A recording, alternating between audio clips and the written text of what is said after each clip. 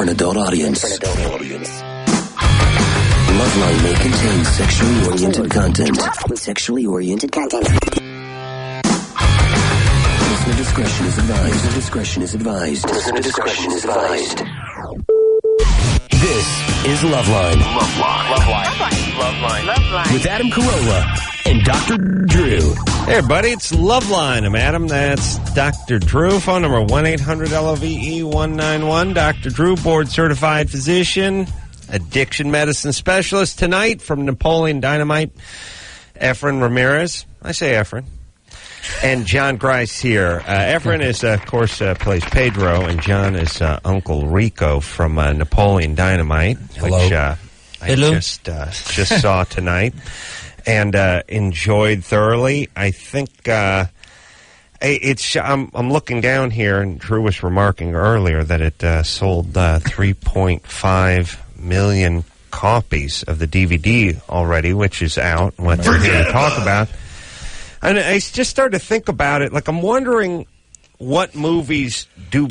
You know, like, okay, everyone knows if a movie does a Titanic-type box office, it's going to do Titanic-like DVD sales.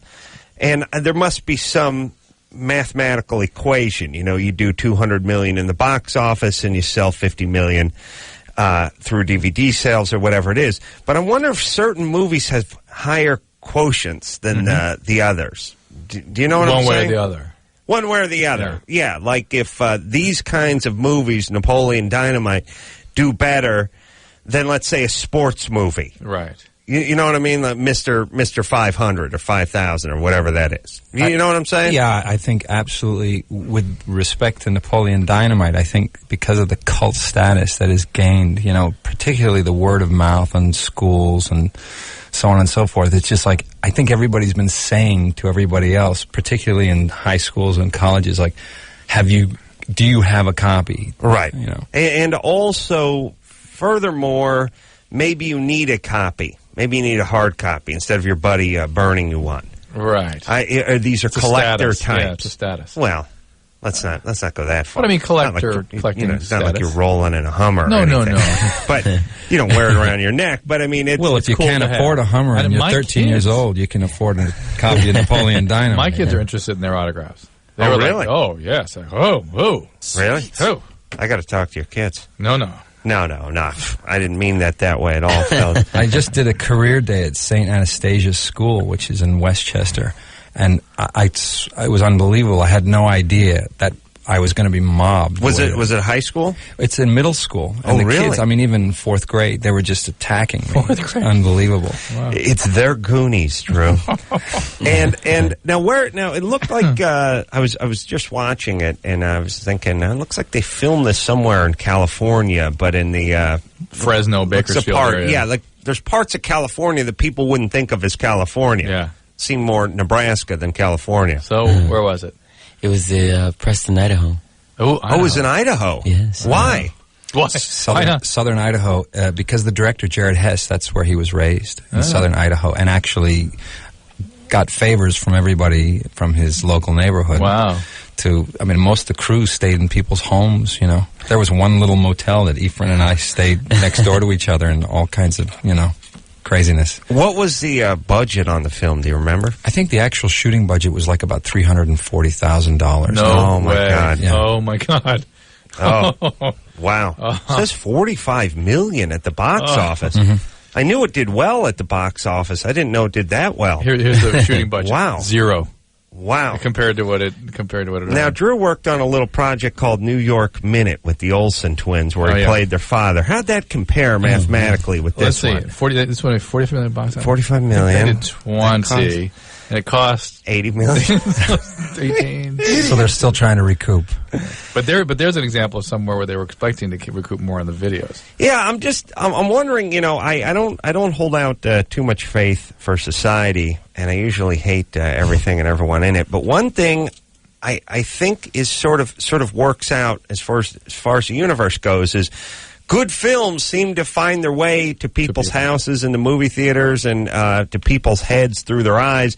And bad films, no matter how much saturation, no matter how much advertising, I don't even know if it makes a difference. Thanks for whacking the mic with your mug there, Drew. And by the way, a new record. We went to 4 minutes and 44 seconds into the show. The mug. Before the mug hit. Direct hit. Yeah. I see Drew evolve like early man, where at first, no tools. He just punched a mic with his hands. And now he's been hitting it with his mug. Well, actually, it was more like the evolution of mammals. It was kind of swatting it like a flipper. Swatting, yeah. But now he's using, He's found his thumb. Homo retardus. He hits it with his glasses frames every once in a while. True, Homo retardus could be your new name. Homo retardus. Like we'll do that whole evolutionary thing where you show the guy bent over, straightening out. And the last one is Neanderthal. You whacking a mic with a mug, and it just says Homo retardus on there. Perfect. All right, so as if the movie hasn't made enough money now out on DVD and selling like hotcakes. So go out and get yourself one of them. And is there any possibility? Can you do a part 2 in a movie like this? Is that possible? Has it been discussed? Well, you know, after having to shoot a documentary, Napoleon Dynamite, I have many cousins and we talk about it all the time. About doing a prequel. Hey, you feeling okay? You look a little sweaty. Yeah, you're getting a little hot. Do you think it's kind of warm in here? It is a little balmy. I'll get him a little steak. That'll help, man. I was telling them up there, the whole time I was like, okay, he's septic, he's got TB. What's going to happen? What's going on? He's got a wound he hasn't shown anybody yet. It's festering. So the whole thing was shot in Idaho. In 22 days, yeah. And, I never really thought about it, even though everything was sort of 70'd out. It took place in 2003 or 2002, right? 2003, yeah. When you filmed it. 2003, right? Okay. Wow. I mean, you're driving a custom van. Yeah. That van just sold on eBay, from what I understand. No way. Yeah, the guy who we got the van from decided he's going to make some money, trying to get rid of that thing for years. Oh, he just let you guys borrow it. Oh, yeah. There's another favor. The whole movie was favors. Yeah. Wow. The whole movie was favors. Did you shoot it? Was that a high school or junior high? It was Preston High School. As a matter of fact, I'm speaking with some of the people who work there with a Vote for Pedro scholarship. Huh. Really? So, yeah, wow. Yeah. And was it during school session or school hours? Oh, summer. So did you get the local kids? All the kids for free. I mean, a lot of the kids were there, and a lot of the kids were more than happy to be in the film. So I think the entire school was there. Yeah. So, wow. Teachers, kids, everybody. What else are they going to do during the summer in Preston? It's not such a huge town. Yeah. Well, let's take a call for the guys. Do you want to announce this about what college is going to be? Drew, do that. We have another quick film we got to talk about here, and that's all callers get on the air tonight will get a DVD copy of the movie Saw, starring Danny Glover and Carrie Elways. And remember, we had Lee Whannell and Carrie Elways up here a couple weeks ago. Mm-hmm. And a couple months ago, and good guys, and scary, great guys, movie. Yes. And Lee wrote this damn thing. Yeah. And if didn't make $45 million, I'll tell you that right now. Plan to recoup it in the DVD, which goes on sale on Tuesday. It's scary. And it's 18. We're only going to be able to give these DVDs out to people who are 18. Every caller who's 18 or over, and that caller will also qualify to win a trip to the Bloodstock in Derbyshire. I'm sure I didn't pronounce that right. Yeah, like any of our Stone listeners even know where England is. We probably know what Bloodstock is. So anyway, well, listen, every caller over 18. Since Woodstock, how effed out is the blank stock thing? You know what I mean? How blank effed gate out is the whatever stock? Just call it the Woodgate, Bloodgate. Yeah. We've got this weird thing at this point in history where we decide something is a word that means something, and we're going to distort it 1,000 ways to... Yeah. Well, I'm just saying there's been Woodstock and Fun Stock and Rock Stock and everything. Just put stock. They just put the stock on the end of it now. You know, quite honestly, I don't think I'd want to send a kid to Bloodstock in England. I mean, they might not come back. 18 and over. 18 and over. You aren't sending kids. Yeah. He's going to be eaten by a werewolf. Zach? Hello? Jill. Oh, no, Zach. Oh, I punched up Zach. Zach? Hello? I punched you up purposely, Zach, because you're 14 and you don't qualify for the Saw DVD. Go ahead. Is Pedro there? He's doing clips from Napoleon. He's doing clips from the movie. That is awesome, Zach. Genius, Zach. Awesome. Well done. What? Stop playing with your computer. Okay. Hey, you know what? Here's the whole thing. Let me explain. I'm like, we're out of here at midnight. You know, that's the way I look at it. I've said this to everyone who wants to waste my time. You're not wasting my time. I leave at midnight. As soon as the clock hits midnight, I leave. We can take one call. We can take 50 calls. We can take no calls. They can all be bogus. It doesn't matter to me. You see what I'm saying? Yeah, it's all over 2 hours. All right. So we're done with Zach. What the heck would you do in a situation like that? Jill, Hello? you're 19? Yeah. What's up?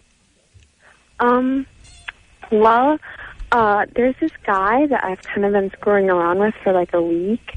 Mm-hmm. And, yeah, it's kind of weird. Like, it was really only supposed to be kind of a casual thing. Mm-hmm. But it turns out that he can't keep an erection. Mm-hmm. And, like, it's like a really big problem for him. And, like, I don't know, it got kind of weird, and I don't know. Well, the problem is that, like, I was kind of intending to break up with him, but now I can't really do it anymore because he'll definitely think that this is why. Mm-hmm. And I was just wondering, like, I just want to know, like, what's going on, you know? Are you getting a total bogus vibe from this that I'm getting? Sort of, but it reminded me of why I give black bums money and I don't give white bums money. Because I don't want to give bums money, but the black bum's going to think I'm racist. So I have to give him money. The white bum doesn't get a job. And I think Jill's got that same thing going with the penis. I see, She'd yeah. like to break up with the guy, but he's going to think it's because he has erectile difficulty and kill himself. And now she feels weird. What do you mean he doesn't keep his erection? We'll go as though this for the real thing. Does he ejaculate and then lose the erection, or is it trouble with penetration? No.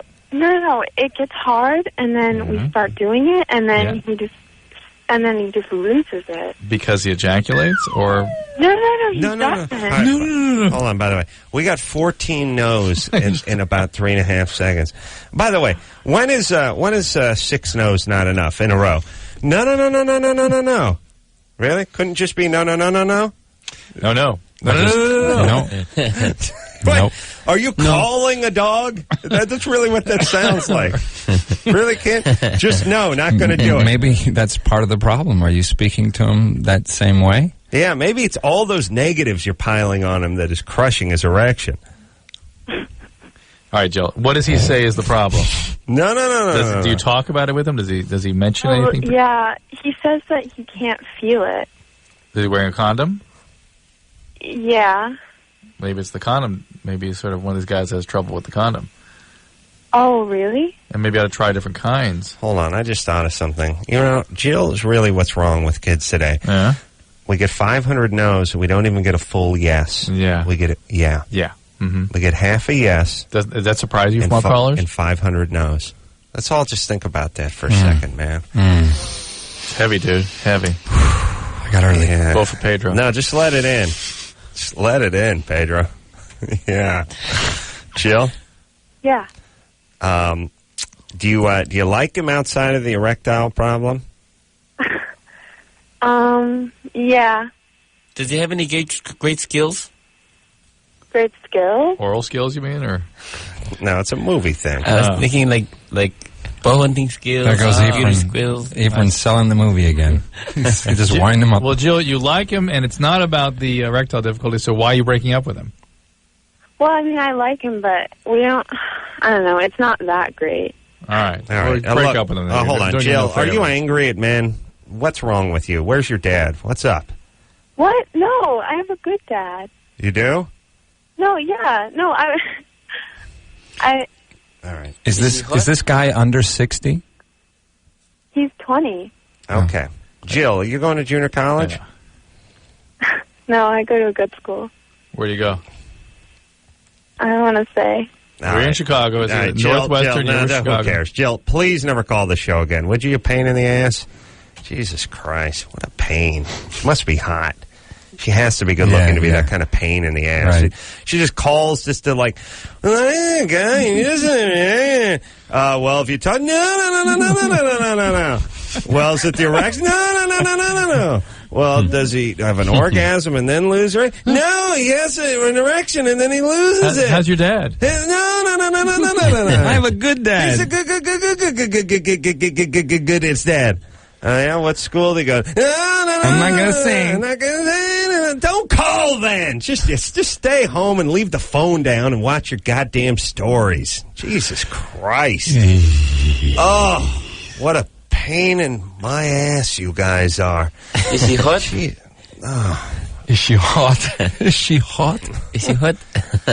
Well, what the hell did she want from us? So it's like, that's why I all thought right, bogus. so he loses. I know. Here's the thing. You guys can suss it out pretty quickly. It's pretty obvious. It's isn't it? usually There's no question, It's is there? bogus.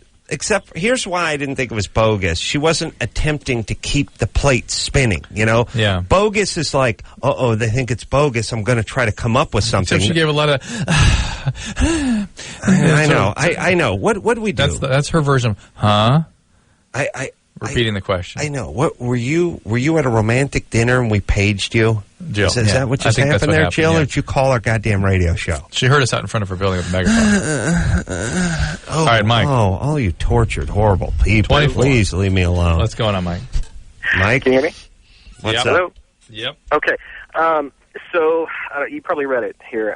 First, I got to tell you guys, I'm sorry on behalf of humanity that you deal with the people that you deal with. I don't know Well, they're my people. They're homo retardus. Homo retardus. Yeah. And I'm starting to think you guys are doing the show too long. I think it's getting to you. I think it might be better if you quit. I know I love the show, but Mike, I'm very close, Mike. You have no.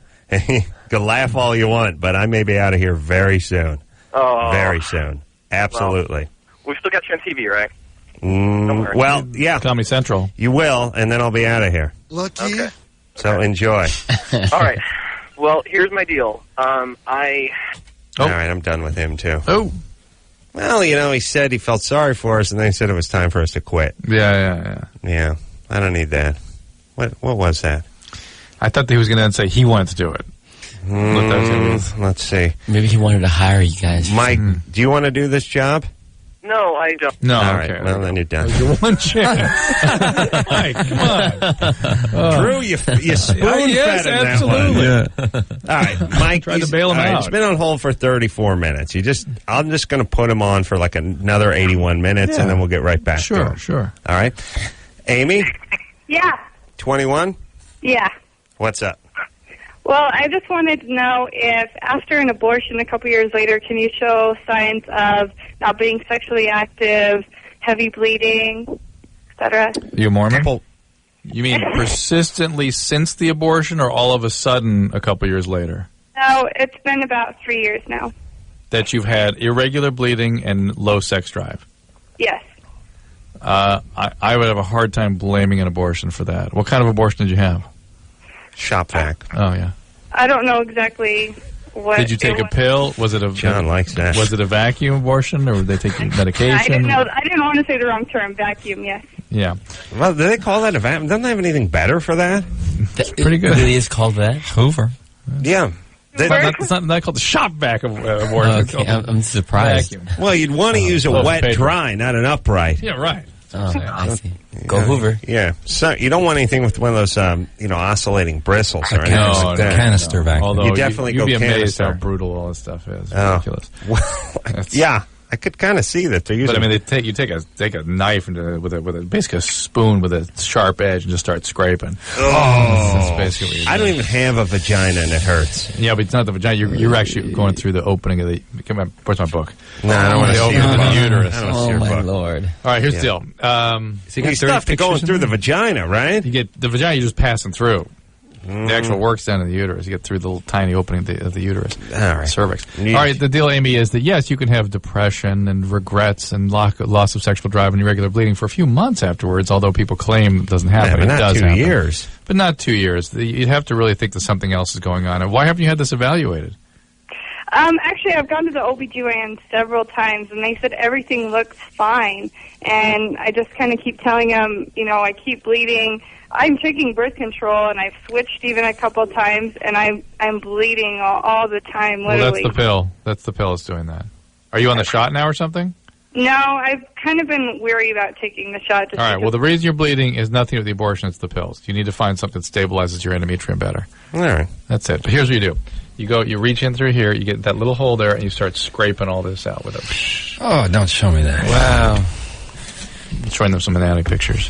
Thanks, Homo retardus. Bummed out the entire crew. Uncle Rico, I thought he was an expert on that stuff. Just because he drives a van. I got the Bus Must Plus, but I don't have that. Julie, Yeah. you're 22? Yeah. What's up? My husband only wants to have anal sex. Mm-hmm. And So you getting tried sore? it. Huh? What's that? Yeah. I That's tried it with him once or twice, but I don't like it. I'm not comfortable with it. By the way, that joke was a sort of modern day version of I just flew in from Cincinnati. Boy, my arms. Boy, my arms tired. My husband only wants to have anal sex, and boy, is his ass sore. Yeah. That's right. A little modification for 2005. Yeah, he just wants the anal sex. Yeah, and I tried it a couple times with him, and I don't like it. I'm not comfortable with it, but he's being really persistent about it. You know that for better, for worse part? We took the vows? Yeah, that's what they meant. Wow. They don't come out and say anal. I They never just say thought for about worse. that. Yeah. That's oh, what really? they mean. Well, that. Oh, yeah. I think it goes without saying. Gives me cause to get married. But when they say for better, for worse, there's a sort of little guide that says here's what can fall into worse, and at the very, very bottom is anal sex. Right. Oh, of course. So to speak. Right. So, hey, Julie, Yeah. you big gal? No. Oh, there's a hiccup there. Little hesitation.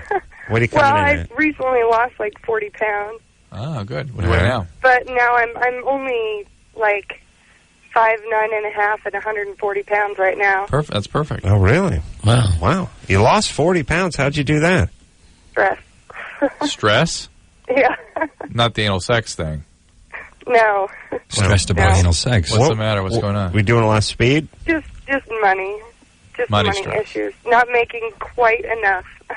Ooh. What does your husband do besides, pack the fudge? He just works on the phone. Customer support.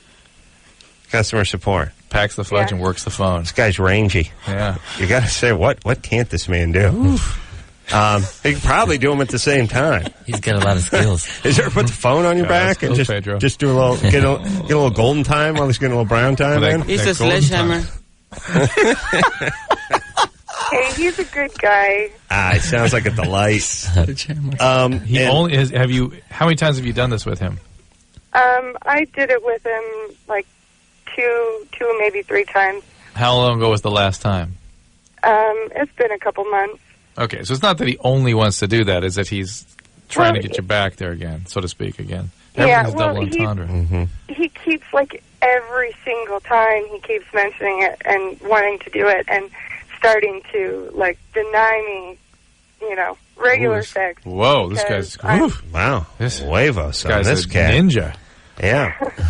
It's denying you regular. All right. And, was he really? He says, no, I'm not in the mood, or he yells fresh and hits you with a fan? Remember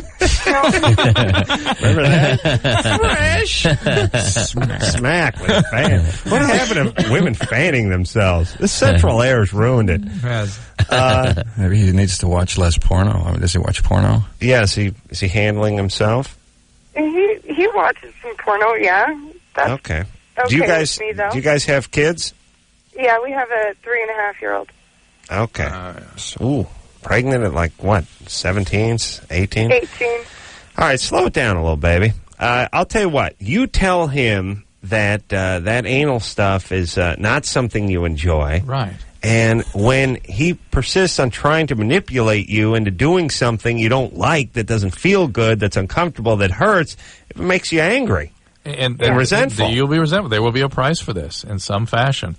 And unfortunately, what we normally say is, tell him you're going to withhold regular sex if he keeps this up. But this guy's already trumped that. Right. He put that card down at the beginning. But maybe it's a strategy. Yeah. He may be bluffing. Yeah, I think he's probably bluffing. All right, so listen, Julie, you don't have to do anything you're uncomfortable with, but why don't you save a little something for, like, Christmas and, his birthday and possibly Easter.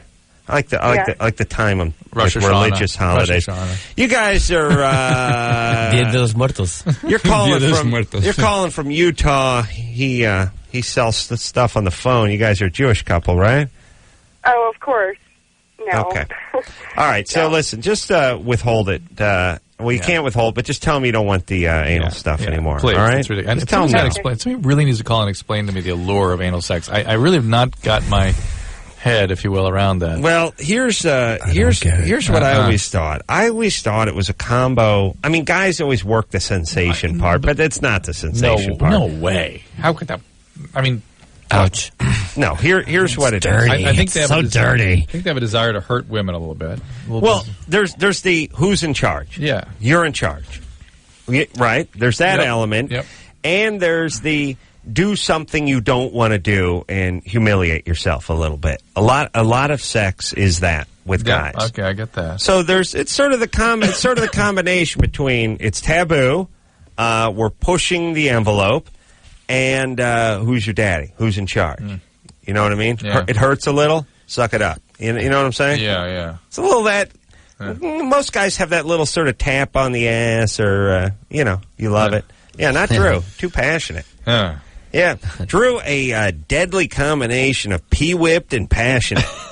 All the P's. Yeah, homo retardus is pee-whipped and passionate. So not only does he really thoroughly enjoy humping, but he loves to do it in a very slow, methodical, sort of loving kind of way. Which is that's disgusting. Yeah. It turns your stomach, I'm sure. He's a tender little guy. Yeah, let's go to I'm break. going to heave. We got to take a break. Efren and John both here from Napoleon Dynamite, out on DVD as we speak, and we'll be right back after this. Loveline. Okay, wait. My hair. We'll be right back.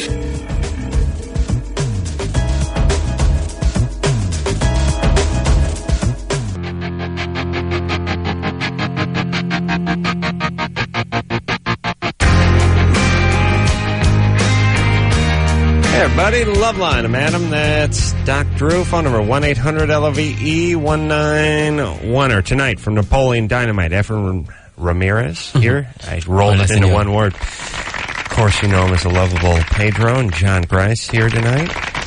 Uncle Rico. Yeah.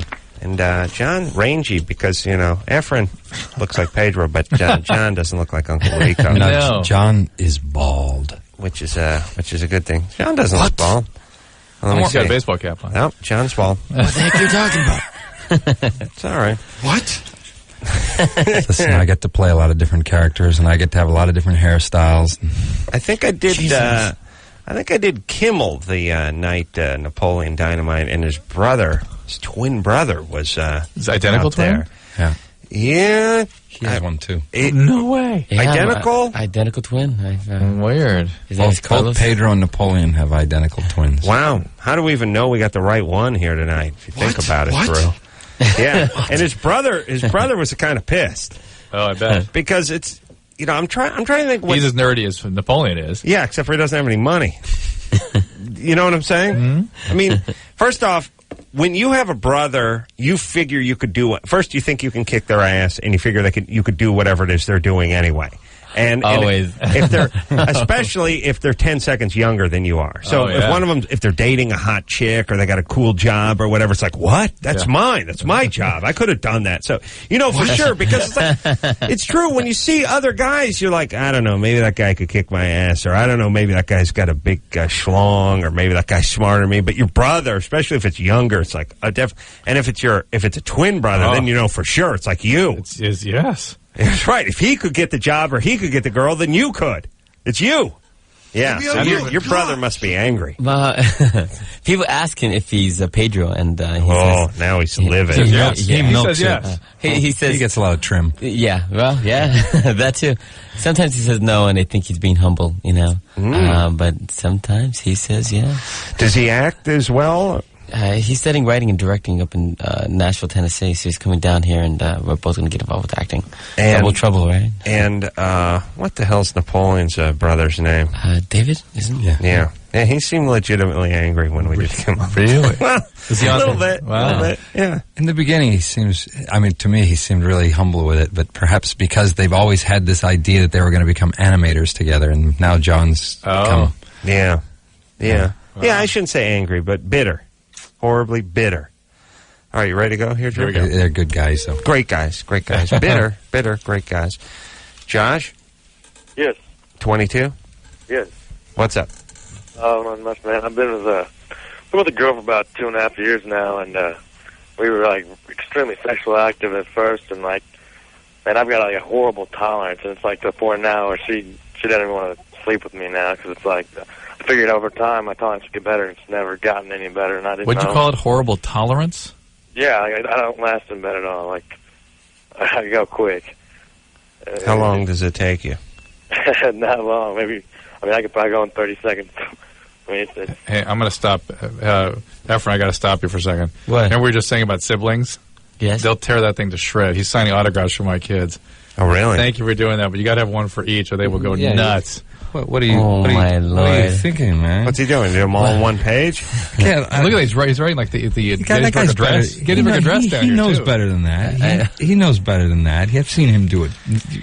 But thank you, though. This is for all of them, and then he look. Oh, then you'll do individuals. All right, good. Thank you. All right. Yeah. He's right. One He's for the frame. giving autographs for Drew's triplets, by the way.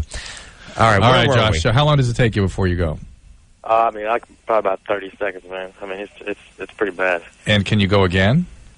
I mean, occasionally, but I mean, I didn't know. I mean, not really. I mean, occasionally I will. Why don't you sort of take care of yourself before you get in the ring? You know? Look, when hey? look, when your time is 30 seconds, it's tough. Yeah, but 50% improvement gets you to 45 seconds. But he should be able to sort of drain himself sufficiently that he could. I know, Good to go. but you know, it's a kind of a math that should work out, never really seems to. Do you know what I mean? I think part of that. I think you're right, Mm-hmm. but I think part of it is that guys never really work on it. Yeah. They don't think. I got to find a way to get this working. Well. Also, there's a sort of a thing where if you do it too close to the time you have the encounter, it backfires on you. Right. If you wait too long, it's as if you didn't do it at all. Right. And it could be tumescence problems if you. Yeah. Right. Yeah, get right. too far out there. I mean, what would you say? An hour? Wait an hour? I'd say a guy like this probably should have at it a couple times, and then to get an hour out, and then Josh. that's it. Yes. How are you doing? How's your oral technique? Because that's really what you need to focus on. Yeah, I mean, that's what she likes the most. But I mean, it's almost like she doesn't want to have sex anymore because it's not even like really worth her time. I mean, it doesn't matter. I mean, You know, I was thinking about something tonight. Josh, hang on one second. Okay. You know how we talk to guys all the time? Not all the time. Every once in a while we run into a guy who goes, "Oh no, every time I have sex with a girl, she has an orgasm. Every time. Intercourse. What are you talking about? Women don't have orgasm or intercourse. Do you think that some guys are just able to produce that in all women? Or are they only attracted to women that have that capability? And my question is... Or are they lying? Are they lying? Well, my question is, if all women have the capacity to have orgasm, given the right, whatever, alchemy, why aren't they all out looking for that? That guy. Yeah. Are they? And why aren't they sensing it in that guy? Yeah, or are they? Well, let's look at it this way. For women, it's many more factors than just pure, rub a dub on the hunkaroo, right? I think I understand what you said. It's a little clinical, but I think you can follow along. Yeah. What? The point is if a woman, so much with the woman is, things that are known only to the Almighty. Yeah, the cosmos. And then if you're a guy who sort of embodies that, maybe you can unlock this orgasm in all women. Do you know what I'm saying? That some guys claim they can do that. I'm just wondering if the women have a sense that guy's out there. They just settle for whatever. Maybe what if those guys just have a certain pheromonal thing that women just respond to? Or whatever it is. If women understand that that's there, Yeah. why aren't they all seeking intuitively? that? Or are they? But are there those guys? I don't Or hear are those there those guys. guys? Well, That's I the know I question. don't hear guys bragging that much. Not that much, but occasionally you run into that guy. It's like, You get the guy. I think they lie. You get the guy who says he pounds away all night, but that doesn't. that you and doesn't I translate. know. No, that doesn't translate. No, that's what I'm saying. Yeah, Though yeah. that's the guy who brags. He can last all night and go at it all occasionally I'll night. talk to a guy when we start talking about 60% of women never have an orgasm with intercourse. Some guy will pipe up and go, huh? Whoa. What? No. What are you talking about? Well, all women have orgasm. Just the way, Adam, you say all women don't have orgasm with intercourse. Yeah, I know that to be a fact, though, Drew. That's different. All right. These are the guys who got that super multi-orgasmic girlfriend in high school. Are they only attracted to that kind? I don't know, Drew. Come on, I was man. thinking. I'll never be able to smoke pot again. Keep up with this crap. Josh? Yeah. Okay, here's the deal. There's really nothing you can do about your situation. Double down. You can learn to be the master of oral sex, okay? And you can please no more autographs. It's driving me nuts. How about some fruit? Maybe. And you can try masturbating. I would say times. an hour. Yes. Before you get in the sack. Maybe more than one time. And you've never tried that, by the way? Well, I mean, when I go time and time again with her, I mean, it didn't take long to go a second or third time. I mean, I don't know what to do. Yeah, well, then maybe finish those times off yourself before you get in there with her and see what happens. Well, you said sometimes you don't recover for a long time. Well, yeah, I mean, it's just different. I mean, sometimes you want to go around. Listen, I would like to call one of the heads from Easter Island and have a more meaningful conversation with it. Really. Do you have a totem pole you can put on the phone so we can get some clarity here?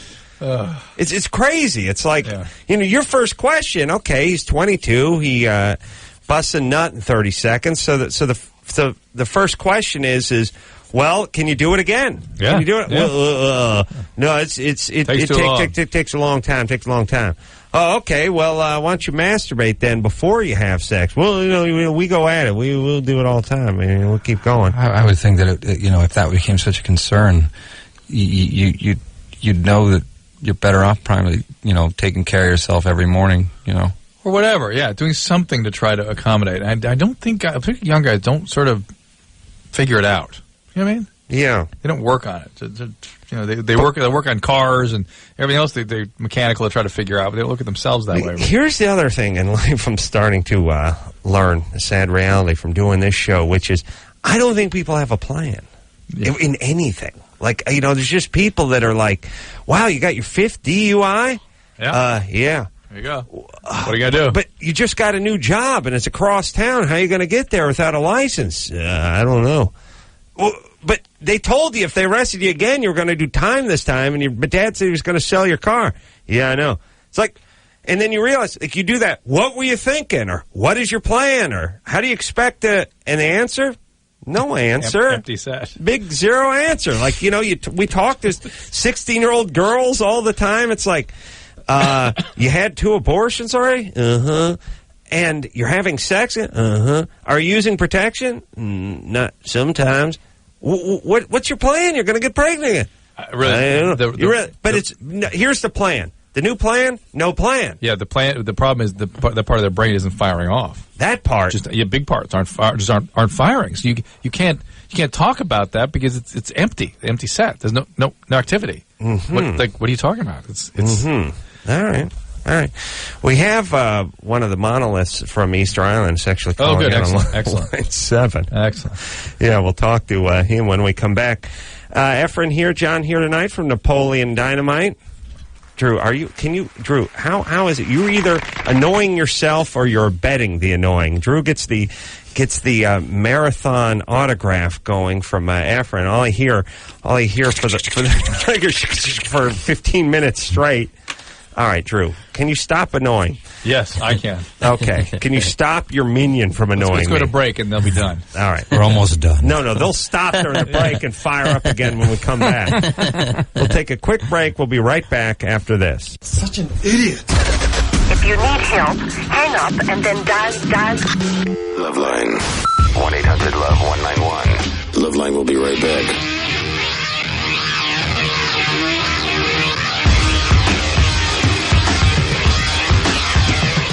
Hey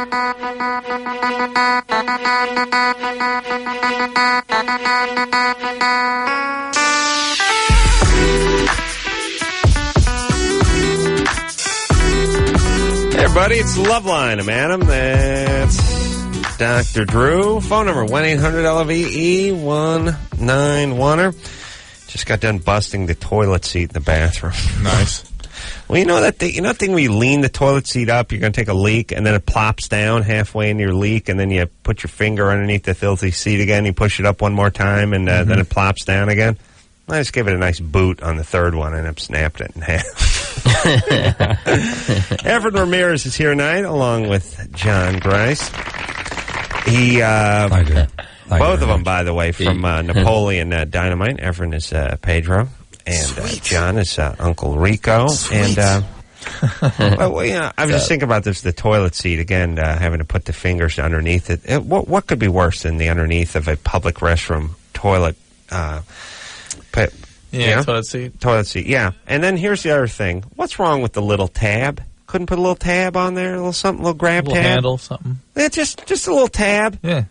Just a little tab. Just so you're not actually reaching to where the diarrhea splashes. Slide your finger under into the across the DMZ under there and lift the thing up. I mean, I would say having no soap in the dispenser after that would be pretty bad too. What about the fact though that if you have like an airport or a high school or something, you want people to lift the toilet seat. What you don't want is people whizzing all over. You want the toilet seat to go up and go down. They want people to utilize it, right? Yeah. If you put a little tab the size of a guitar pick, just stamped right into the plastic, maybe make it perforated a little, you know, put little lines in it, you know, and there it is. It just gives you a little something to grab. That'd be great. You don't have to actually put the hands underneath the seat. You know, sometimes it catches the cold bowl. Get a little straight pube on your knuckle. By the way, don't need that. Toilet seats, no good. Stamped out of plastic, right? Right. How much more difficult to just put the little lift tab there? Yeah. Is there something? Is there danger in it? Is someone going to lose an eye? Am I the first guy who's ever thought of this? Must be worth millions of dollars, though, to some toilet seat maker. They're probably working on it right now. No, here's the reality. If you put that on, you'd be the premier toilet seat maker. You'd just corner the market. Tab. It doesn't need. I don't need ball bearings or titanium or brush steel or anything. Just stamp the little tab in and give you something to lift up instead of sliding your hand under the thing. Brilliant. And also, you can use your foot better that way when you're kicking it up. Yeah, just give the guys a little incentive. Even the one at home, not a bad deal, you know? Why slide the hand? Here's your choice with lifting the toilet seat. Grab the toilet seat. Slide your hand under where the bowl and the ass are. Really? This is it? Nobody's come up with this. Not going to work? It's trivial. Oh, man. Let's just get on it, everybody. Somebody in Indiana or somewhere right now is... Please. I willingly give these ideas away so they can be used. All right, where are we, Drew? Who are we talking to? James. Talk to James? James, you're 16. Yeah. What's up? I was just wondering if they're going to make another Napoleon Dynamite. And how long did it take to make Napoleon Dynamite? 22 days. I know that. Are you going to make another one? Is there any talk? I think that, in truth, the filmmakers are keeping pretty mum about it. They don't seem to be interested right now, but, you know, I'm sure that a lot of the money powers that be behind the actual distribution of the first one are probably... you know, chomping at the bit. So he could definitely go to college. Yeah. How long did it take you to film that? 22 days. Yeah. That's a elaborate. But I thought you said that. But I was thinking that can't be. There's a lot of stuff in 22 days. They were running around like crazy, just from location to location. Just those all those. They shoot, you know, lower budget indies. That's what they shoot, like 22 days. They should make a sequel just with the twins. Yeah. Yes. Oh, I'll tell you what's going to be the good thing is when the actual twins hold out, but their twins come in and say, "We'll do it." Oh, now you got a situation on your hands. Yeah. Wow. That's not a bad idea, actually. Yeah. Gosh. That's pretty wild. Efren, you're going to have to kill your twin, otherwise he's going to take your place. You know, then get the Olsen twins involved. Yeah. Oh, Drew, so sad. I know, so sad. Did anyone? Hey, listen, it took us 7 days just to film the kitchen scene. Yeah. Anyone see New York Minute? I missed that one. They don't have kids. It's on my list. You and the rest of the country. Are you ready to rock here? Here we go. Robin? Yes. You're 25? Yes, I am. What's up? Not much. Is this the radio show? That's what it is. Okay, I didn't know. Well, I wasn't sure if I was on yet or not. So. Okay. Well, now you're sure. What's up? Yeah, I have a question. All right. How do you give a man multiple orgasms? What do you mean? There's no man on earth that can have the kind of multiple sequential orgasms that women can have, where there's no refractory phase. It's not possible in a man. Now, what about those guys who write those books, like the 9-hour orgasm? Right. No. No? No. No. I know. That's 9-hour pre-orgasm. Yeah, let me tell you, guys. You having these sort of ghost or phantom sensation of an orgasm in your kooky, tofu-filled noggin 9 hours before something comes out of your joint is not a 9-hour-long orgasm. No. Yeah. Homos. Yeah. Thank you, Drew. Yeah, but Rob and the women basically have three versions. One is this women that I suspect Robin is, where it's just one right after the other with essentially no refractory phase. There's women that can have sequential orgasms, like 2 or 3, one after the other with a little refractoriness, and there are those that just have one, like a man. The sequential one is the one after the other at the top too, isn't it? Yeah, but there's no refractoriness though. No it's just refractory. one right after the other. Robin, Yes. what do you got? What do you got going? Well, I think I have the sequential. But you have repeated multiple without any break. Right. Yeah, you're very unique, very unusual to be wired that way. Probably less than 10% of women are wired that way, and no men are wired that way. No men. So that's a false. That is an impossibility. Yeah. Oh, no, I mean, look, you can hook up with some 21-year-old guy who can peel 3 off in an evening, but there's going to be a little Gatorade in between. And it's really just the same boner. And not even sometimes. The male. What's the definition? Same boner, different jizz. Yeah, yeah. That was Adam's definition. That's a multi-orgasm for guy. I mean, that's as close as you get. That's but it's still going to take a little time in between. Still, they may sustain the erection, but they are not going to have one right after the other. All right, there, Robin.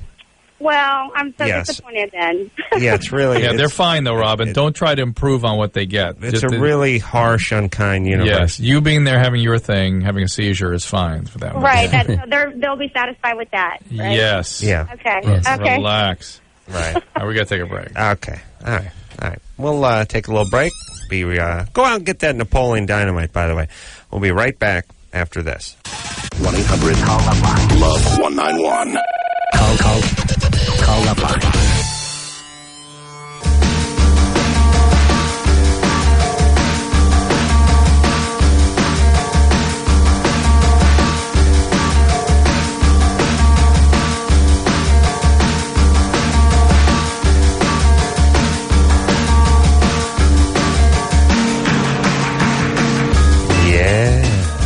Loveline, everybody. I'm Adam. That's Dr. Drew tonight for Napoleon Dynamite.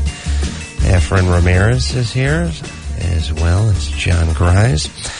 And John, Uncle Rico, nominated for an Independent Spirit Award for his performance. Nice.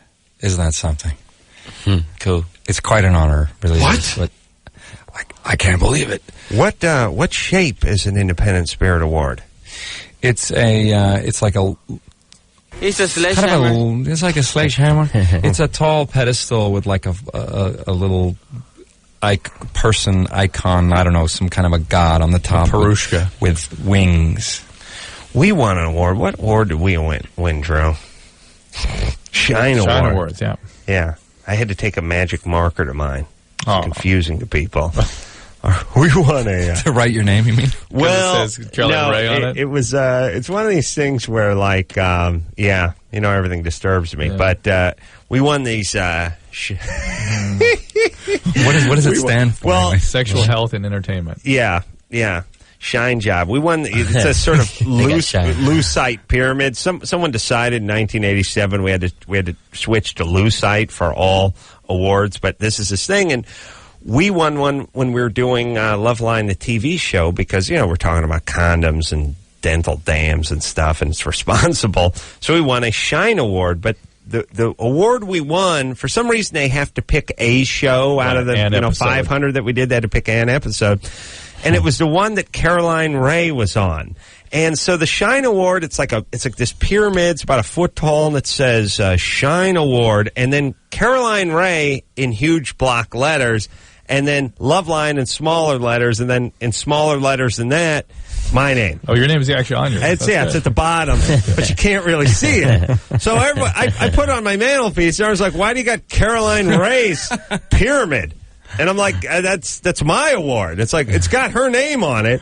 So after too many guests, after too many questions, I actually took a Sharpie and I just took her name out. But now, when you look at it, it looks like I stole Caroline Ray's Shine Award and took a Sharpie to it. But, Drew, what universe do you give...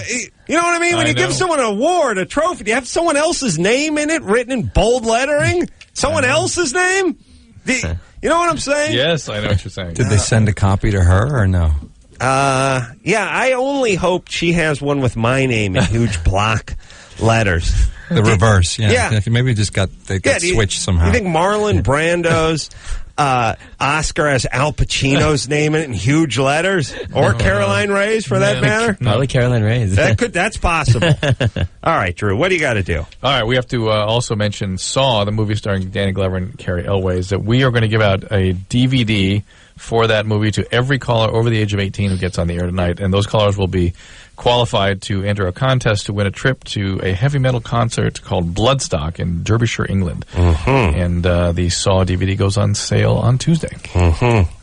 Bloodstock sounds like the Million Man March. Yeah, I think they sell a lot of haggis there. Ew. You ever eaten haggis? No, I wouldn't want to. I've eaten haggis. Oh, how is it? Exactly like Taco Bell taco meat. Oh, really? Yeah. Maybe it's the same thing. It probably is, basically. Really?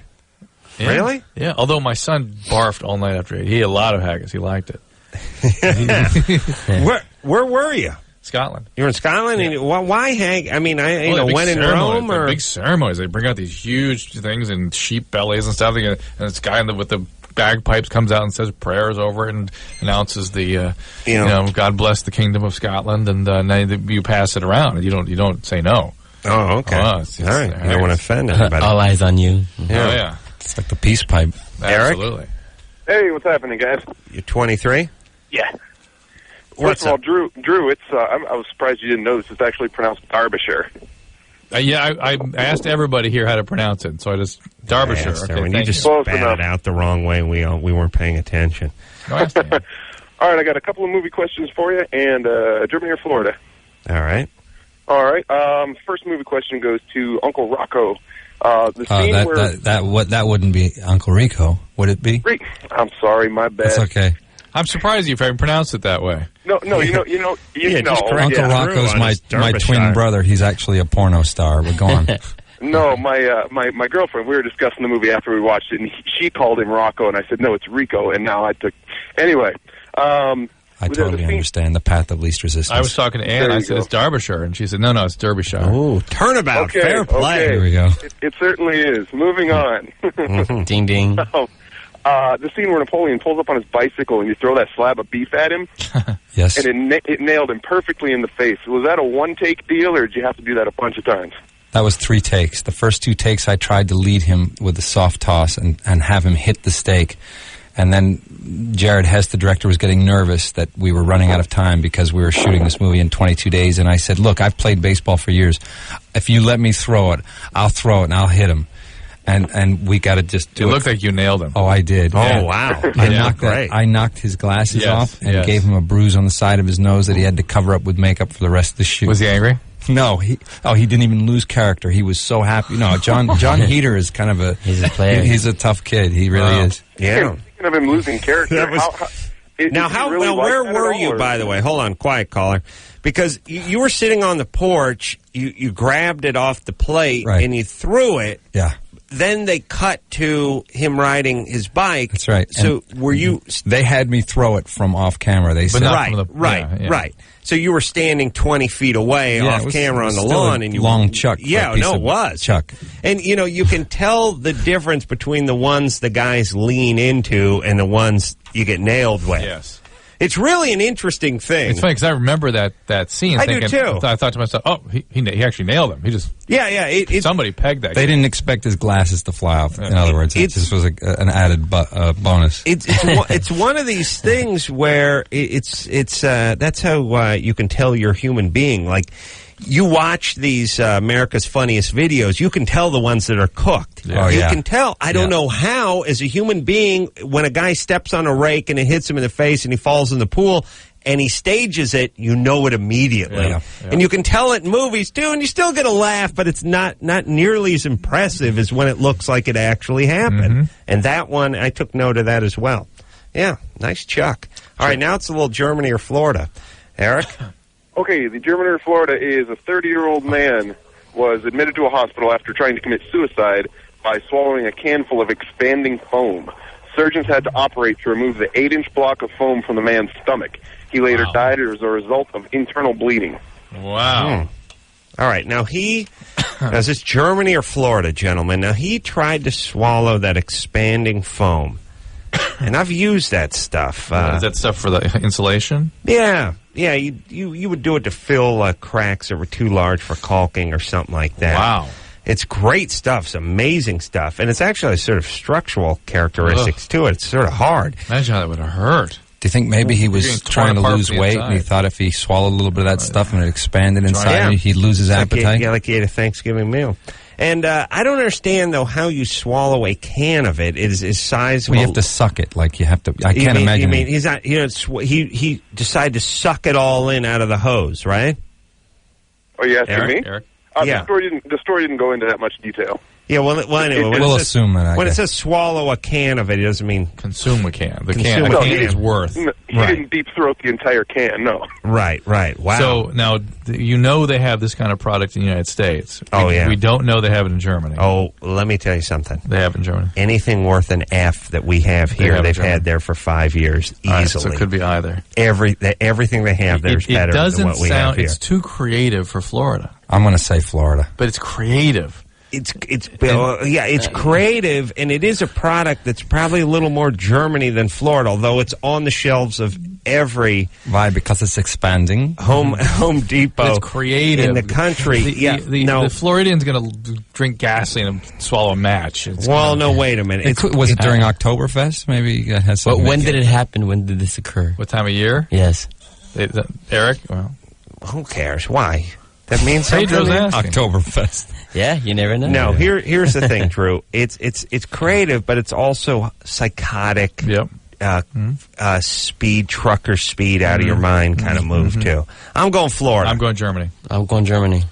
Wow. Florida? I'm definitely Florida. I think he thought it was nitrous oxide. Split room. All right, we got 2 Germanys, 2 Floridas. Let's see where the rubber meets the road here, Eric. Sarasota, Florida. Oh, yes. Yeah. Yeah! Give me some. Yeah, John. Yeah! Nice. All right. Thank you, Eric. Thank you. Hey, usually we don't give out gifts to anyone who calls the show.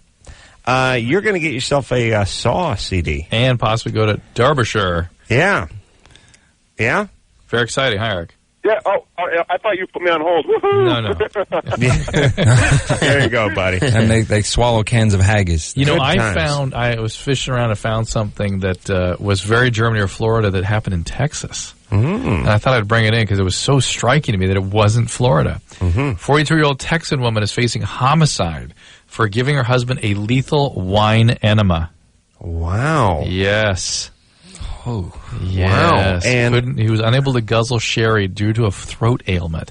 So they opted for a secondary delivery method with 2 large bottles of booze. Sherry was his drink. Did it kill him, did it say? It almost killed him. It killed him. It killed him, yeah. Wow. Well, that's how you get, what do you get? We said manslaughter or second-degree murder? It just says homicide. How would that, is it just alcohol poisoning? Alcohol poisoning, yeah. Blood level 0.47. Well, lights out. 0.45 is dead, isn't it? Just a minute. Basically, yeah. 4.7. So here's the whole thing, which is if you drink a ton of booze, you will vomit it up, probably, right? I mean, that's how your body sort of saves you. But if you drink it rapidly, you see, it's not you could get yourself there without vomiting. But you have to really work at it. But isn't there? Yeah, but there's sort of a catch-22, and I mean, you could get there. But if you drink it rapidly, you're going to heat. You could heat. Yeah. If you do it over time, you're not going to get the alcohol level up as high as you could. Nor are you going to have the rather dramatic effects because when it goes up fast, that's when you stop breathing and all that kind of stuff. But isn't the purpose of an enema an anal heave? Basically, I mean, isn't it coming right back out?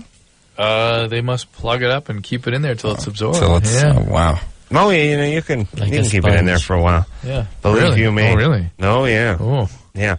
And then, so you can pour, but what can you pour? I mean, you could get, half a gallon? What could you get in there? Quart? What do you get in there in a good enema? Of a liquid? No, sand. Of any liquid or alcohol? I'm talking about playbox sand. You can get liters. I'm talking in. silica sand. You can get a couple liters in there. Couple liters. Yeah. Couple liters is a little more than half a gallon. Hmm? Really, couple liters. Easily. Yeah. That's probably going to be up for the Darwin Award. That thing. Wow. Yeah. What now? When they do that, like when you get like a fleet enema, fleets is a little tiny bit. It's a little tiny bit, and then a real enema. I mean, the That's biggest one you give? Tap water. Couple. Sure. Yeah. Much they can hold. Look, think about barium enema where they light the entire colon out. They used to be before the days of colonoscopy. The only way we could really look at the inner surface of the colon was filling the entire colon with barium. And what is that? I mean, how much does that hold? It's gallon? It's 9 feet of how big is this? You know?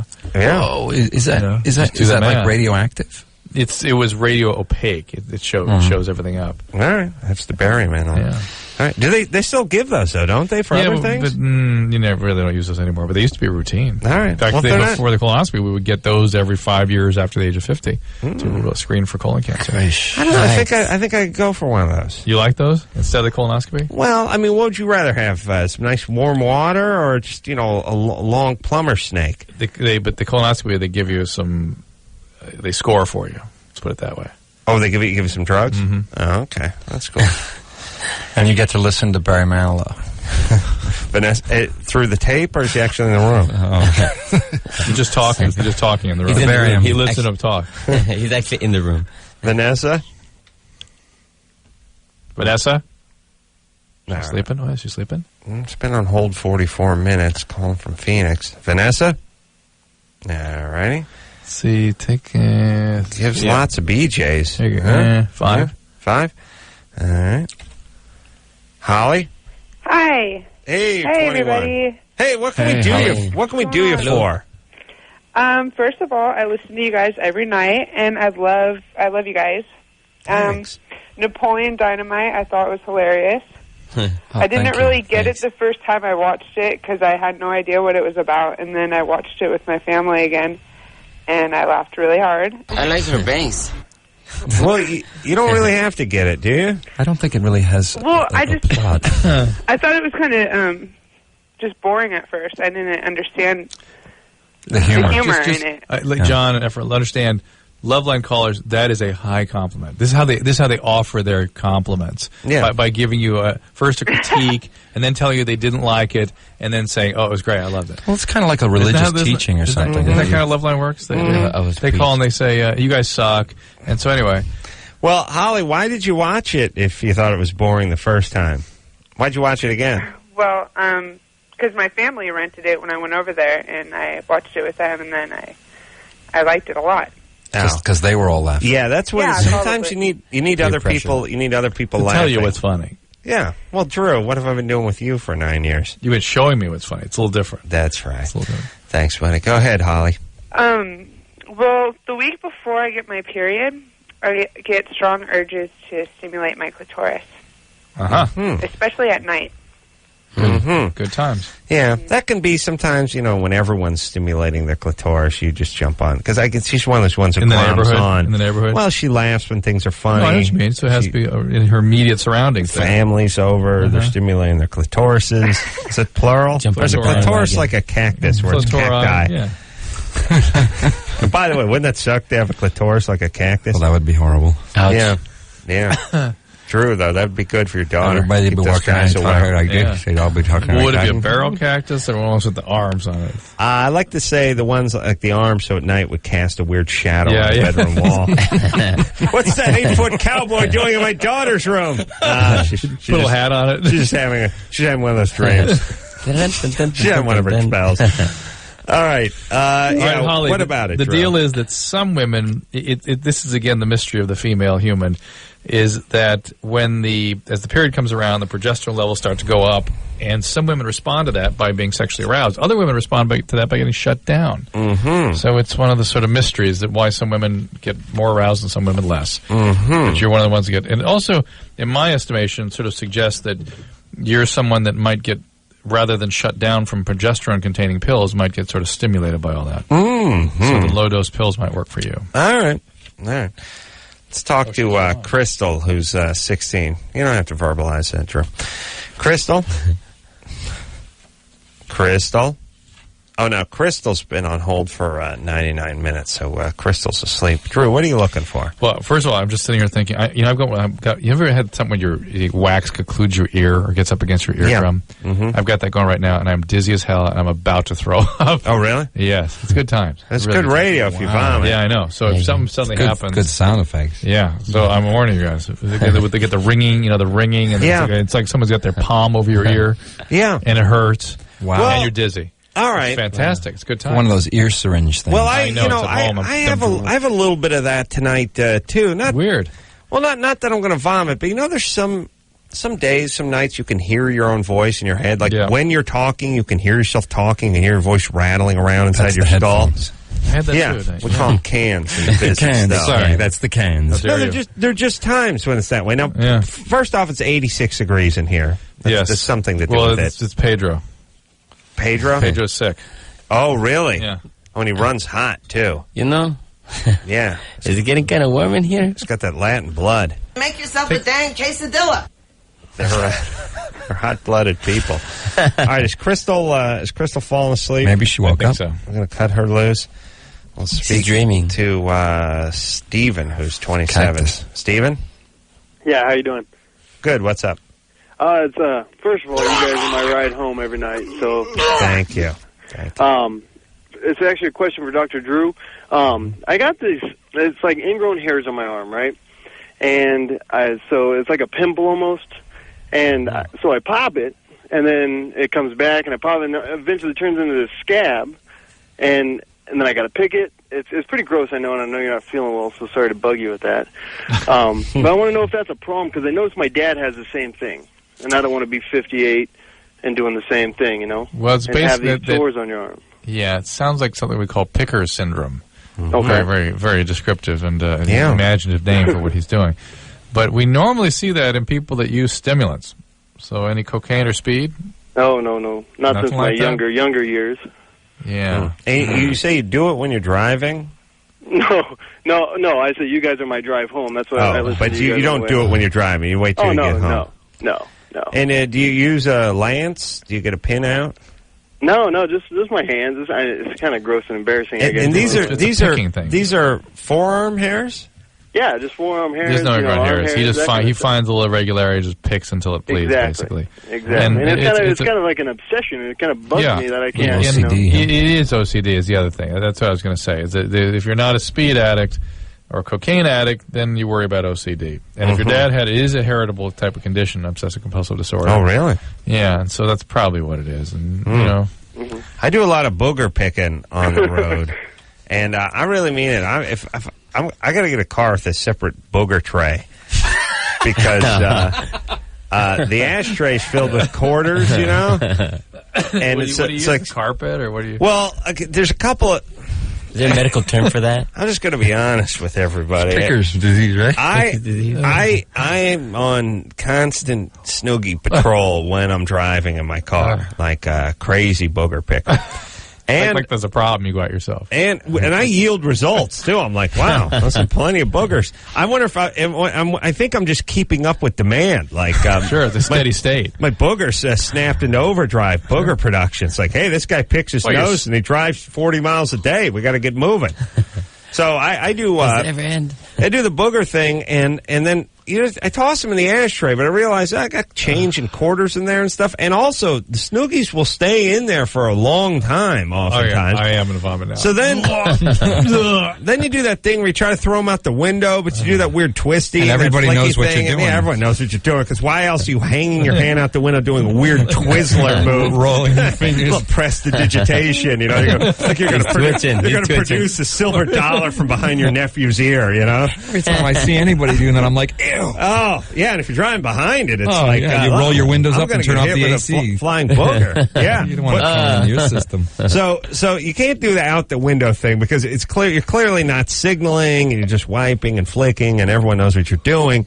So I have no place to put them. Now, once in a while, I don't know if this happens to anyone else, but once in a while there'll be that piece of paper that's floating around your car. Yeah, good. And that piece of paper have some, have some smear sheet, MapQuest or something on it. Or for me, it can be almost anything. A will, a diploma. It doesn't matter. It's like, Christ, I'm getting on. So when your dad takes on the appearance of like a topographical map after a few days. Yeah, really. It looks like pan drippings underneath an open fire grill. Science project. And then the problem is that then every once in a while I realize at some point, oh my God, I needed that piece of paper, or somebody wants to see this, or it's a pass or something. Then the humiliating task of trying to pick your dried snoogies off it, but they leave a kind of a trademark splotch on there. I mean, a telltale splotch. So it's like everyone kind of knows you've been wiping your boogers on this paper. And then, so anyway, I'm just saying, if there was a separate booger, and not even a tray, but a booger vacuum, you know what I mean? Like they'll have no that. way it'd be such a booger rag. A booger pad. No. A booger pad. No. A rag. No. Here's what I'm saying. You know, in upscale houses, they have that vacuum port, like in the house. Yeah. You know? Oh, yeah. That just imagine this. No. In your It's car. like we have for golf balls. No, Something like that for your finger to go into. No, that's too much, Drew. I need a little vacuum. I need a little thing just the size of like the cup holder. When you lift the lids, like, and whatever you want to toss down there ends up in a little sack in the trunk. You know what I mean? Yes. So whether it's Snoogies or whatever comes out of you, pow, just suction. Chris, you like that? Just pure suction down there, huh? Discussion. Am I right? Yeah, and look, it's fine. He doesn't look like he's feeling so good. No, it'd be fine for candy wrapper, a piece of gum, whatever. Just boom, right? It goes right into a little hopper in the trunk. Whatever you need. I still think you need kind of washing. Wait a minute, I got better too. Huh? Smoking a doobie, and you see the man behind you. See? You know what I mean? You see the roll, pow, right? That's right in the thing. In the sense of anything you don't need. Spent condom and the old ladies climbing into the cars, and pow, right into it. Huh? Yeah. It's not a bad idea. Well, if you think about Sharper Image, I think, might come up with something like that. Think about this. You got these cars, they have the plasma screen and the headrest, and then there's all sorts of stuff. Bentley's got like an umbrella built into the door jamb and stuff. Oh, yeah. Wow. Your car has 30 things that you don't even know it has that cost you $8,000 that you don't use and you don't need. But the little booger vacuum, huh? All right. Lifesaver. Now you ready? Now are you ready? Because now I just came. Now this is it. This is it. Now it comes with an attachment. When you want to clean your car, just attach your little vacuum hose to it. Now you're talking. Sucking up around the stereo, cleaning the ashtray, huh? Little tube back to the hopper, huh? Yeah. Huh? So it is exactly like a wall unit for. It's that. But it's in your car. There you go. Huh? There you go. Done and done. Huh? I think it works. I think so too. I mean, you guys should just start like a company and you guys come up. Your car. You're the idea. Put it all together. Sack of manure, nodding his head while I come up with great ideas and we split the money. That's the way it always. That's what works. the show is. I don't need another one of those. All right, let's take ourselves a little break. We'll be right back after this. Dude, you got issues. Call Loveline. 1-800-LOVE-191.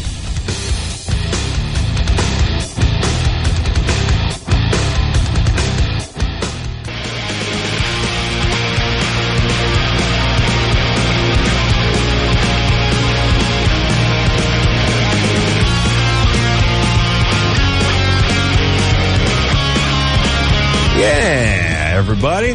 Loveline, madam. That's Dr. Drew, Efren and John here tonight from Napoleon Dynamite. Hello. Hey. On sale in the DVD format. A store near you. As we speak. All right. Now, we got a question for our How'd you guys come up guest. with characters? Did you read the script and just sort of conceive of it yourself, or did somebody coach you on it?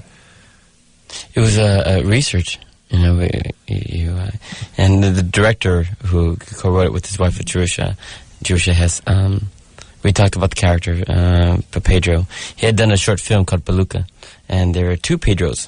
There was Pedro and Gail. And then he talked about having to combine these two characters and creating one, and it's Pedro Sanchez. And so you just read as Pedro, and that was the same character you did in the film? So I was working on a Disney cartoon at the time, and I, at the same time I was going up for the Alamo, so I go to the callbacks and I, meet Jared, and we talked briefly about the character, and we're like, okay. and my energy was really high at the time.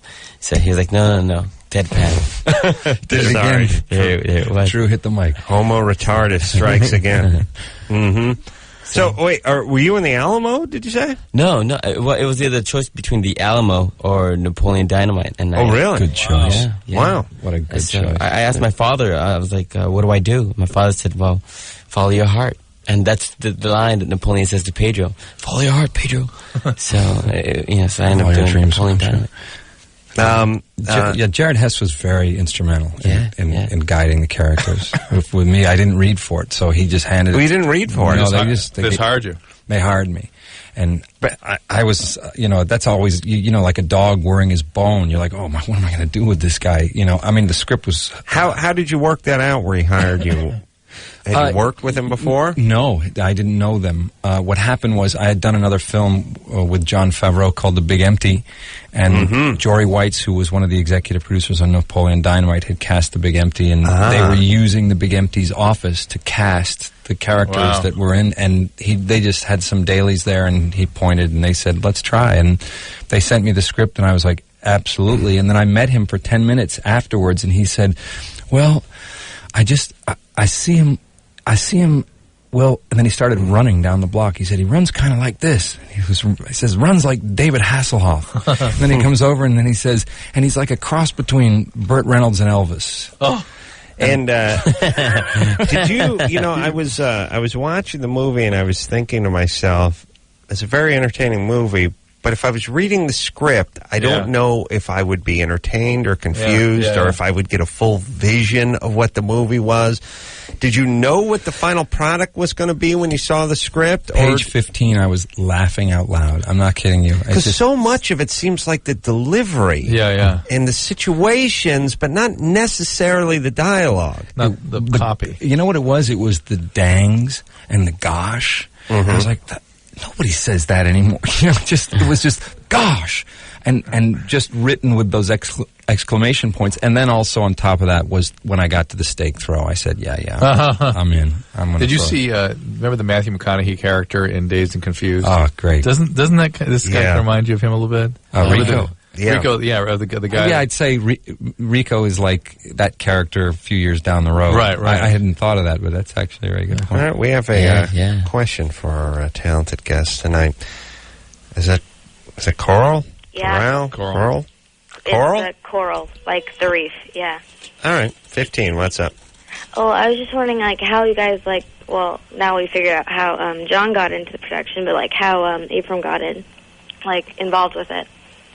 And well, I'd been doing it for years. I was working in a couple of TV shows and commercials and some independent films. And what the hell did you choose this over the Alamo for, by the way? It was luck. It was... but what was... Yeah, but... You had a feeling this was this was a bigger, better part, right? For the Alamo, it was a supporting role. And for Napoleon Dynamite, it was one of the lead roles. Yeah, but what I mean is I saw the Alamo, and I enjoyed it. And I, probably could have done a little better at the box office. It was enjoyable. I thought it was a pretty good film. But there were, 500 people in it. Some leads, but a lot of people. I mean, was your choice be a bigger fish in a smaller pond or a smaller fish in a bigger pond? Sam Houston, Pedro. Sam Houston, Pedro. Well, I guess that's what I'm saying is you really got to stand out and really got to shine in Napoleon Dynamite. Yeah. As opposed to a smaller, yet still substantial, but not being able to do your own thing in what he's asking is, what the F were you thinking? Yeah, that's what I mean. No, was that part of the decision making? That was part of the decision making. My manager at the time said, well, there's the Alamo. It was a bigger picture. There's a bigger deal, but the role that you had wasn't. You'd be seen in several spots, and then you'd be playing the general's son or something like that. But no one would have been yapping about it. Right, exactly. Right. On the other hand, you do Napoleon Dynamite, maybe never gets distributed. Yeah. You don't know that. There's a lot that nobody knew it was going to be like this. Right. That's what I'm saying. My teacher Gloria Gifford, she was going, okay, you do the training, and she goes, all right, the roles will come up, and as an actor, you just want to work and be creative about it. So that plus my father, helped me decide to do Napoleon Dynamite. And well, he just said follow your heart. Yeah. That's kind of a cop-out, I got to say. Then he read the script and said, hey, Efren, do this one. Follow your heart. My father read the script, and he was like, yeah, exactly. It's a great part. Yeah. All right. I remember my stepdad telling me to follow my stepmom to the door and then telling her to lock it behind me. Yeah. That was your dad. That was my dad, yeah. He said, son, stepdad, follow your stepmom. No, that's what he said. I said, where are you going? Front door. She's throwing your futon out there. It's out on the lawn. Enjoy. All right, Coral? Yeah? Oh, Coral? Is that it? Yeah. No, I was just... You guys really chose, the worst night to, give out that DVD because it took forever to get into the screeners, man. Yeah, but you're 15. You'll get one anyway. No, I mean... No, I'm saying it took me forever to get in because all these people are trying to get into the DVD. I see. Okay. Sorry, baby. Sorry to cramp your 15-year-old snotty style. Well, you got some tenacity, that's for sure. Yeah. You hung in there, didn't you? Yeah, just hanging up and redialing, yeah. Well, how many times did you have to do that? I've been trying since about 10:30. Okay. Well, she's calling from D.C., so... Washington, D.C. or Washington? No, the state. Oh, the state, sorry. Yeah. Okay, so it's same time, right? Yeah. Yeah. All right. Well, she's been going about an hour. All right, baby, cry me a river. Do I tell you what I decided to do, speaking of hanging up and calling? I get angry and obsessed sometimes. You? Mm-hmm. No way. I currently have about 5 guys running around my house working, and I decided the other day that I would call and get one of them to pick up the phone, which they do on occasion, but not all the time. They won't just pick up the house line. But I just decided, all right, I'm going to call and do the one ring and the hang up, which sometimes will prompt some of them to pick up the phone because I had something, I wanted to tell them something to do on the house, and I couldn't get a message over there. And I called 736 times, and my thing was just, now I'm in. I'm in. 736 times. Yeah, and I rang the phone. It would ring 7 times, and then the phone machine would pick up, and then I would hang up, and then I would redial. I did it for over an hour, and I realized, if you were one of the 5 people that was working around the house somewhere, you must have just hearing the phone ringing non-stop. It just 1 hour of the phone ringing, and then 3 seconds in between before I hit the speed dial again. Did you just pile out of your car and just start screaming at those guys? What do you mean pile out? I was in my office. No, but I mean, did you get in your car, go up there? No, I just sat there and I said, I'm not. And here's the thing: after I did about 30 of them, after I did about 11 of them, I was like, look, that's it. And people were like, Adam, forget it, get back to work. And I was like, you don't understand. I'm going to keep dialing my home number until I pick it up. I'm not stopping. And I did it for over an hour, and I would just hit redial, hang up, redial, hang up, redial. They're at 700 and something times. Eventually, the guy with the biggest attitude there picked up the phone. John. And it was Billy. And I said, I was fuming now. And of course, he was casual, like, huh? I was like, what? How many? What? And he was like, I just heard it ring. I just heard it. I was, what? I was down in the basement. What? And so I said, the guy's from New York, this is what New York guys do. I said, the phone's been ringing 1,000 times, And he goes, what kind of job do you have where you can sit around and dial the phone for an hour? And I said, listen, don't worry about what kind of job I have. You should hope that one day you get the kind of job where you get to sit around and call your house for an hour and a half in the middle of the day. Oh, that's funny. Yes. How dare you? It just becomes white noise to those guys working. Yeah. How dare he attack me? Speaking of white noise, be a good name for that guy. He's white and he's loud. Andrew? Yes. You're 16? Yep. What's up? Okay. Well, first I wanted to say that I've been listening for a long time. The first time I called, and I just want to say to Efren and John that Napoleon Dynamite was a really good movie. Okay. Oh, thanks, Andrew. Hey, thanks a lot, man. Okay. And I was wondering if it was possible to get blue balls from a wet dream. Blue balls means you're not ejaculating. Oh, you mean you don't ejaculate during the wet dream? Well, you got to have a wet dream. Yeah, but it's not wet. Wet. I mean, you have a sexual dream where you don't ejaculate and you end up with painful testes? Yeah. So you did not ejaculate? Well, I was just wondering if it was possible. I'm not so sure it happened to me, but... Wait a minute. Right. Shall I get the monolith from Easter Island on the phone? We can have a meaningful get the monolith conversation. to talk to Andrew. Maybe they speak the same tongue. Hey, Andrew. Yeah. Here's the whole thing. A wet dream for a 16-year-old male that does not involve an orgasm is just falling asleep. It's not wet. Yeah, no, I'm just saying there's not a 16-year-old male in the country that doesn't go 8 hours without dreaming about nailing a school teacher. Right. Or cheerleader or some something. chick from a movie. Right. So Yeah. if nothing is produced, it is not a wet dream. It's a dry dream. But my question with him is, did he have pain after ejaculation or as a result of not ejaculating? It was after. After ejaculating. That's not blue balls then. That you can get. Isn't that right? Isn't that a wet dream? It's a wet dream now because something came out, and men can get pain. Catch after up with us, Efren. We're right here. Men can get pain after ejaculation as a result of spasm of the pubococcygeus muscle. You get kind of a visceral pain, Andrew. Kind of feels like you got kicked in the nuts, kind of. Yeah. Yeah, that's just something you're going to have periodically. That's just you. Must have been a good-looking girl in that muscle dream. spasm, basically, and it's something. And plus, you're doing. I mean, you've probably been grinding on that football pillow your grandmother gave you 9 years ago for 4 hours before the orgasm. You know, right? The prolonged God rest stimulation. Rest her soul. Of by course, the way, yes, may she rest in peace. But the prolonged stimulation does tend to predispose to these spasms. But some guys just have that. Let me ask you. Some this. guys never get that. Let me ask this, Drew. What do you think the numbers are? I know you have no numbers, but project. If you sleep on your back, shouldn't you have less wet dreams? Thank you. You would think. One would think, ooh, another thing my car vacuum could take care of. Oh, man.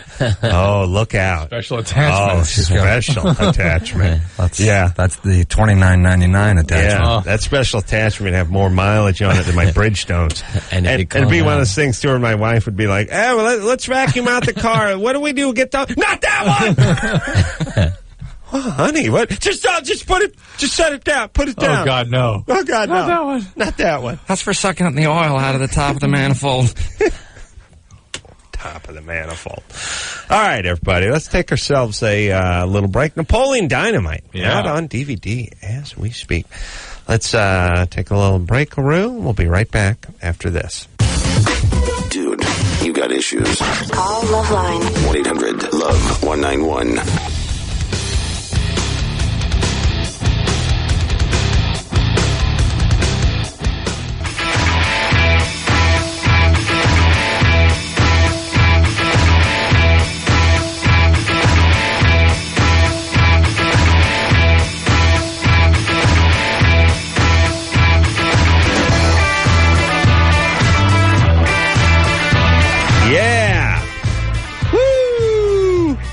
Get it on.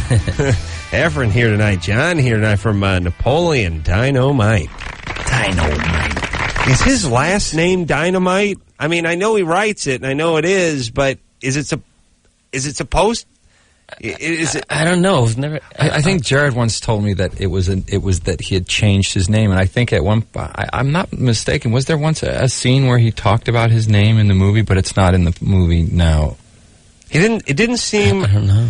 addressed in the movie, and then you could call the movie Napoleon Dynamite, but you'd think his name would be Napoleon Johnson or something when he wrote it on a school newspaper, but he writes Napoleon Dynamite.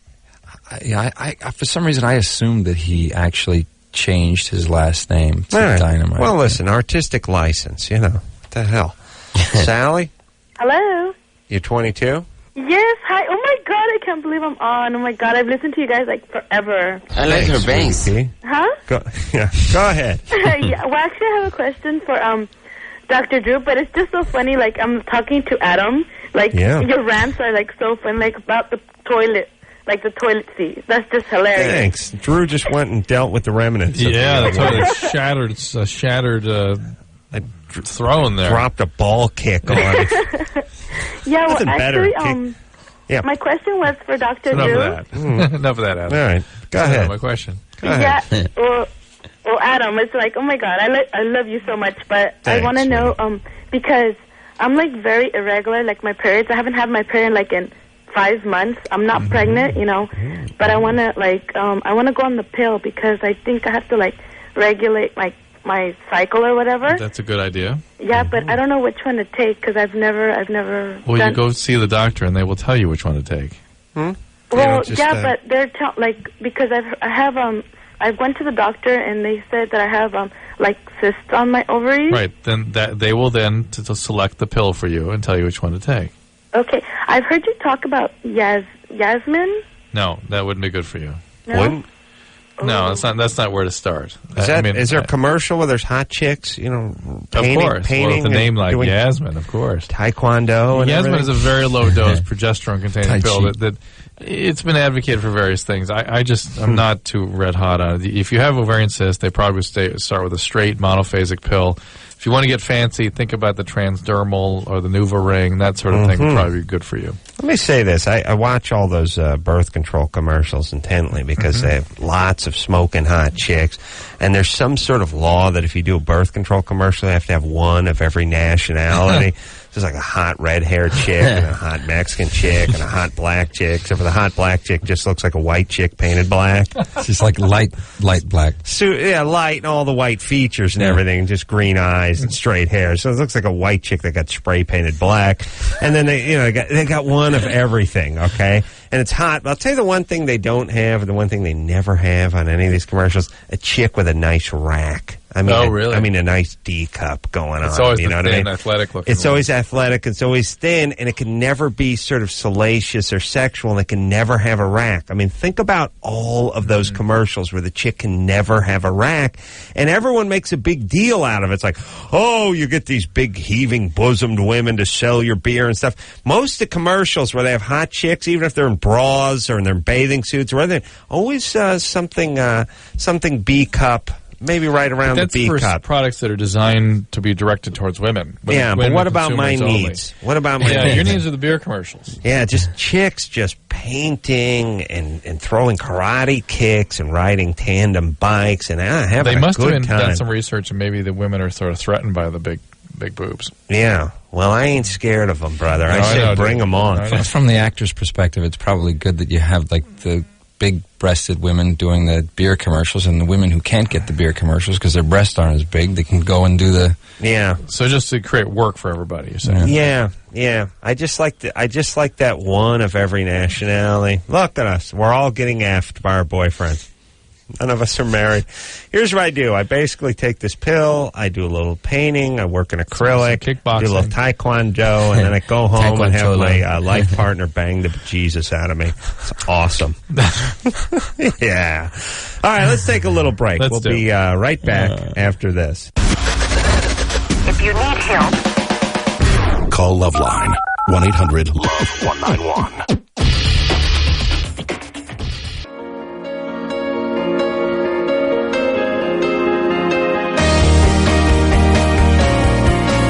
Wow.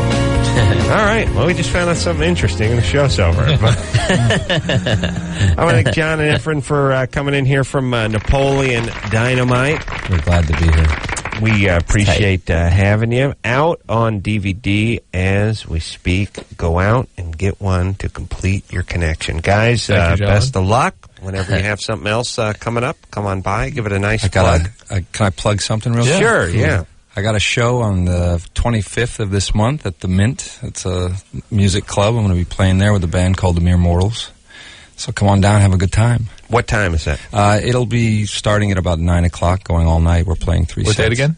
That's the 25th of February, which is a Friday night. At the Mint in Hollywood, right? It's on Pico and Crescent Heights. Outstanding. All right. And until next time, this is Adam Carolla for Dr. Drew saying mahalo. It's a sledgehammer. This has been Loveline. Loveline. The opinions expressed on this show are not necessarily those of the staff, management, sponsors, or the station. The producer for Loveline is Annie Golden. Loveline is a presentation of Westwood One Entertainment.